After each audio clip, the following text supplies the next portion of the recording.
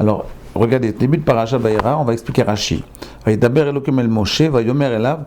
Dieu, il a parlé à Moshe, il lui a dit Ani Hashem, c'est-à-dire je suis le nom d'Hashem, il a mis le nom Yudke Vavke. Va'era el Avraham, el Yitzhak, el Yaakov. D'accord? Bekel Shakai. Ou Shmi Hashem, lo nodati lahem. Il s'est dévoilé, il dit comme ça, que je voudrais donner un secret, il dit je me suis dévoilé chez Avraham, Yitzhak et Jacob avec le nom Kel Shakai, El Shakai. D'accord? Veshmi Hashem est le nom Yudke Vavke, qui est le nom divin le plus élevé de la miséricorde. Lo nodati lahem, je ne leur ai pas fait savoir, Rabbi Yosef. D'accord? Vegam akimoti et beriti itam, l'alliance je l'ai faite avec eux. La tête lahem et Eretz Kenaan, pour leur donner la terre de Kenaan, et Eretz Megoreem, Shagaruba, la terre où ils ont vécu. Vegam ani shamati et naakad ben Israël, et j'ai entendu la souffrance du peuple juif, Asher Mitzrayim Adimodam, que le peuple d'Égypte, que l'Égypte a servi. C'est joli de traduire. Va escor et beriti, je me suis rappelé mon alliance. Regardez, qu'est-ce que ça veut dire ça? Regardez bien. Alors ici, en fait, le Parashat Vayera, elle nous explique un principe très intéressant. Elle nous dit à Kadosh Baruch Hu, la première fois qu'il dévoile son nom Yudke Vavke, c'est à Moshe Rabbeinu. C'est ça qu'il dit à Moshe. Il dit, pourtant, l'alliance, je l'ai faite avec eux, pas avec toi. À eux, j'ai fait la promesse, mais pas avec toi. Mais pourquoi eux, je me suis dévoilé que par le nom Kel Shakai? C'est uniquement parce que eux, j'ai fait une promesse, mais je n'ai pas réalisé la promesse. Et avec toi, je réalise la promesse. Au moment où je réalise la promesse, donc je dévoile une nouvelle partie de mes facettes, pas de mon être, parce qu'Akadosh Baruch Hu jamais il dévoile son être. L'essence d'Akadosh Baruch Hu, on n'en a pas du tout idée. Personne n'a idée de ce que c'est l'essence d'Akadosh Baruch Hu. Mais nous, ce qu'on peut juste percevoir, c'est les différentes expressions d'Akadosh Baruch Hu, ce qu'on appelle les noms. Les noms d'Akadosh Baruch Hu, c'est les expressions. Voyez encore une fois, vous vous rappelez la semaine dernière, on a parlé des noms. On a dit que les noms, chez moi de Ben Israël, Yordi, Mitzrayma, les noms sont descendus. Et le Moshe Rabbeinu, il n'avait pas de nom.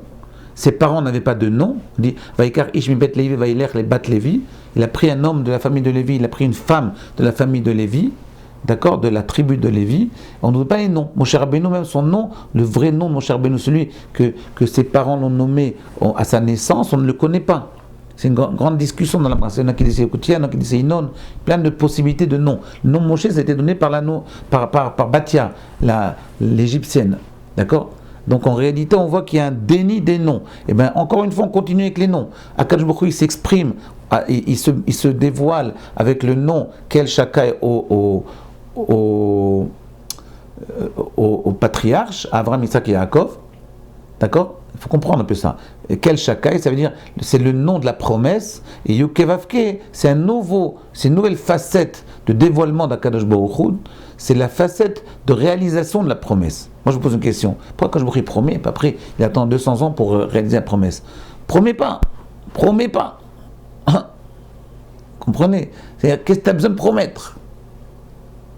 La réponse, c'est qu'il faut permettre au peuple juif de rêver. Quand on promet, on lui donne la possibilité de rêver. Vous allez rentrer en exil, vous allez fabriquer un peuple dans la difficulté, dans l'esclavage. Le peuple va se fabriquer, va se consolider, va se fixer.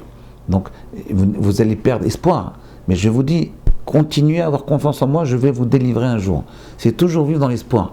Il ne faut pas casser l'espoir de quelqu'un. Donc, il faut le faire rêver toujours un minimum. Bon. Maintenant, qu'est-ce que ça veut dire, Rabbi Yosef? Expliquez-moi. C'est quoi cette alliance? Là maintenant on va entrer dans un nouveau sujet très intéressant. Écoutez bien, Rabbi Yosef. On va prendre toutes ces parachiotes là, en réalité, tout le laisser-faire Shemot, c'est une préparation au don de la Torah. Et je vais vous dire, Rabbi Yosef, l'alliance c'est la Torah. Pourquoi Akadosh Baruch Hu il s'est allié avec Avraham, Yitzhak et Yaakov? Il leur a promis qu'il va nous donner Natan Israël. Le Natan Israël, c'est pas pour faire des haricots verts et que le vaccin du coronavirus il puisse se faire beaucoup plus rapidement que toutes les autres nations au monde. Ça peut jouer aussi, mais je veux dire, c'est pas ça le but. Le but, c'est de réaliser l'alliance. C'est quoi l'alliance? L'alliance, c'est la Torah. C'est le don de la Torah, c'est l'adhésion à la Torah. C'est-à-dire, c'est le fait de la connexion avec la Torah. Et la connexion avec la Torah, ce n'est pas une religion, ce n'est pas religieux. il y a, dans le peuple juif, je vous avais dit, vous vous rappelez, il y a deux facettes dans chaque juif. Une facette shémite, facette qui est nominative, qui est le nom, qui est, si vous voulez, l'hérédité de Shem, de Abraham, Isaac et Yaakov, qui est une hérédité au niveau des Midot, qui donne le Shem, le nom du judaïsme, le nom des juifs, le nom de la religion juive. Et puis il y a une autre chose qui se greffe à cette identité juive, c'est la Torah. La Torah, c'est un choix. On en avait parlé plusieurs fois. Et tout ce qui se passe dans ces parachiotes-là, c'est nous expliquer, voilà, je vais vous donner un cadeau extraordinaire. Un cadeau qui n'a pas de nom, que même pour l'acquérir, il faut même baser vos noms, baser votre réputation. Mais ce cadeau-là, pour pouvoir y connecter, pour pouvoir adhérer à la Torah, pour pouvoir vous mettre en connexion avec la Torah, il y a des conditions à remplir. La Torah, ce n'est pas ce que vous croyez. Il y a des conditions à remplir. Et les conditions, Kadosh Baruch Hu, il nous les envoie par petits messages à travers toutes ces parachiotes-là. Regardez, le premier message, c'est Moshe Rabbeinu. Regardez, la parachat Shemot, c'est ça l'alliance. La réalisation de la promesse. Pourquoi il y a eu une promesse et après une réalisation de la promesse? Parce qu'il fallait fabriquer un peuple à travers les midot du Shemite pour préparer le kli kiboul, le réceptacle à recevoir la Torah. Le peuple juif, Kadosh Baruch Hu, il n'a pas donné la Torah à tout le monde. Il a donné la Torah qu'au peuple juif. Donc, pourquoi il nous la donne qu'à un seul peuple? Parce qu'il nous a préparé à la recevoir. La préparation, elle commence un peu dans Bereshit. Il a créé une famille, après il a créé des tribus, 12 tribus. Et à partir de ces tribus-là, il a insufflé le principe de Torah. Ce principe de Torah, il n'est pas héréditaire. Il est dépendant d'un choix, d'un libre arbitre, d'un choix personnel. C'est personnel. Le père peut être très grand Talmid Chacham et le fils, il peut ne pas du tout accepter et connecter la Torah. Parce qu'il faut une condition, une préparation à ça. Quelle est la préparation? La préparation, elle se dévoile dans le curriculum vitae de Moshe Rabbeinu. Comme ça commence. Moshe Rabbeinu ne nous dit rien de lui. Regardez, Parashat Shemot, regardez, on ne nous dit rien de Moshe Rabbeinu. Regardez bien, je vais vous le lire. Le texte dit comme ça. Le texte il dit,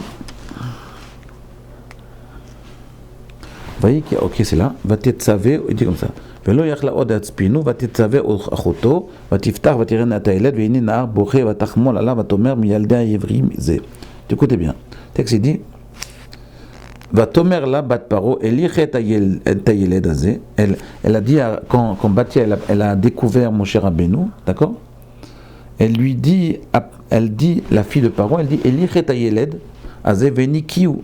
Elle cherche une comment on appelle ça, mianeket,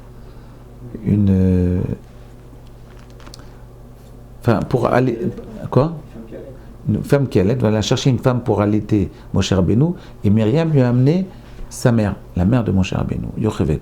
Donc ils ont appelé Yochevet pour faire allaiter Moshe Rabbeinu. Et le texte il va ni etenet scharer, elle lui a donné un salaire pour faire ça. Vatikar Aisha Yeled Vatenikeu, la femme qui est Yochevet, la mère de Moshe, c'est elle qui a fait allaiter Moshe Rabbeinu. Vaigdal Yeled, immédiatement, regardez, l'enfant grandit. Vatevi Eou le bat paro, Vaïla le ben, elle l'a nommé, elle l'a pris comme son fils. Batia, elle l'a pris Moshe comme son fils. Vatikra Shemo Moshe, elle l'a appelé Moshe. C'est Batia qui l'appelle Moshe. Vatomer Kimina Maï Meshitiu, parce que je l'ai sorti de l'eau. Vaï Bayami Maï Maïgdal Moshe. Moshe a grandi. Vaïtzel Echav, il est sorti vers ses frères. Vaïar Besivlotam. Et il a vu leur souffrance. Là, c'est le seul. Vaïar Besivlotam, c'est deux mots, c'est le curriculum vitae de Moshe Rabbeinu. Deux mots. Mais ces deux mots sont essentiels. Curriculum vitae de Moshe Rabbeinu. Vaïa besivlotam, Rashi dit Nathan eina velibo liot miyatser aleem. Que ça veut dire? Il a mis ses yeux et son cœur pour être miyatser aleem.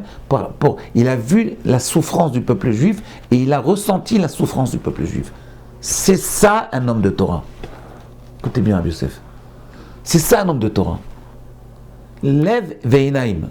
Je vais vous dire pourquoi. Regardez. La Torah, je veux dire. Normalement, le judaïsme, c'est une religion comme une autre. La Torah, elle fait du juif un être à part, un être en dehors de l'histoire. Je vous dis pourquoi. Un homme de Torah, quand je vous parle de la Torah, maintenant, quand vous abordez, vous pouvez aller à la synagogue le matin, prier tous les jours, Shachid, Minra, Arvit, il n'a pas de connexion avec la Torah. Il y a beaucoup de gens qui n'ont pas de connexion du tout avec la Torah.